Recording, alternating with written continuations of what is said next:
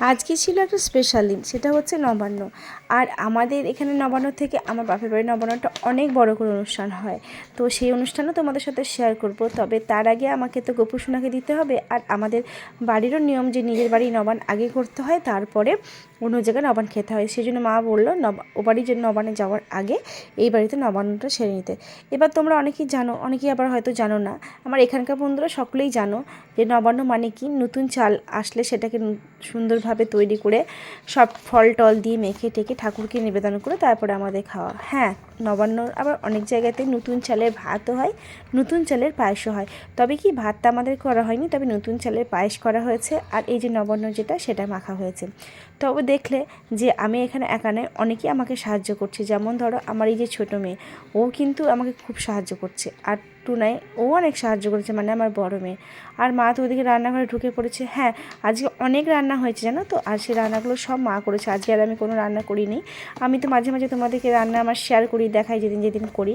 তবে আজকে রান্নাগুলো সব মা করেছে। আজকে আমি ওই দিকে ছিলাম, ঠাকুরের দিকে, মানে ঠাকুরকে দেওয়া টেয়া। তারপরে আমরা এদিকে চলে আসলাম গোপু সোনাকে স্নান করাতে। আর গোপু সোনাকে স্নান করাতে এসে ওর জন্য একটা নতুন জামা এনেছিলাম, সেটা আজকে পরিয়ে দিলাম। আর জামাটার কালারটা খুব সুন্দর লেগেছে আমার কাছে। আর অনেক রকমের কালারের জামা আছে, তবে এই কালারের জামাটা ছিল না। তবে আমি ওকে কিন্তু গোপী বলে ডাকি, জানো তো। তোমাদেরকে এখানে আমি গোপু বলছি, তবে আমি কিন্তু ওকে গোপী বলে ডাকি। আবার এক এক সময় আর একটা নামে ডাকি। সেটা এখন নয়, তোমাদের কাছে গোপনই থাক, পরে এক সময় কোনো এক ভিডিওতে বলবো ওকে আমি আর একটা কী নামে ডাকি। তো ওকে স্নান টান করিয়ে তারপরে চলে এসলাম নিচে তোমাদেরকে দেখাতেই কী কী রান্না হয়েছে। এখানে 3 রকমের ভাজা ছিল।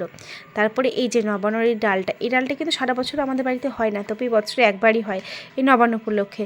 সব রকম দিয়ে একটা ডাল হয়, কলাইয়ের ডাল।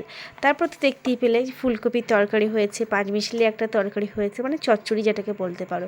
তারপরে ছিল চাটনি, মানে টক একটা। তারপরে ছিল মাছ, আর এই যে গরম গরম ভাত। আর তার সাথে ছিল কি বলো তো, ওই যে তোমাদেরকে বললাম না পায়েস। তো পায়েসটাও আজকে আমি করিনি, অন্যদিন পায়েসও আমি করি। আজকে সত্যি কথা বলতে রান্নার আমি কোনো দিকেই যেতে পারিনি। এই ছোট্টখাটো ভিডিওটার মাধ্যমে তোমাদেরকে সারাদিনের কিছু না হলে হাফ দিনের কিছু মুহূর্ত তোমাদের সাথে শেয়ার করতে পেরেছি। আর জানো তো, সারা বছর এই বড়াটাও একবার হয়। এটা একটা কীরকম বড়া জানি না, কলাই ডাল বেটে তারপরে বেগুনের মতন মা করে, এটাও সারা বছর একবার হয়। তবে কি বলো তো, আমাদের গ্রামের দিকে কিন্তু হয় আদলসা। আজকে এখানে আদলসা করেনি, মা করেছিল কলার বড়া। তো এই মিনি ব্লগটা তোমাদের কেমন লেগেছে অবশ্যই জানাবে। আমি ছোট্টখাট্টোর মধ্যে তোমাদের সাথে সারাদিনটা শেয়ার করেছি।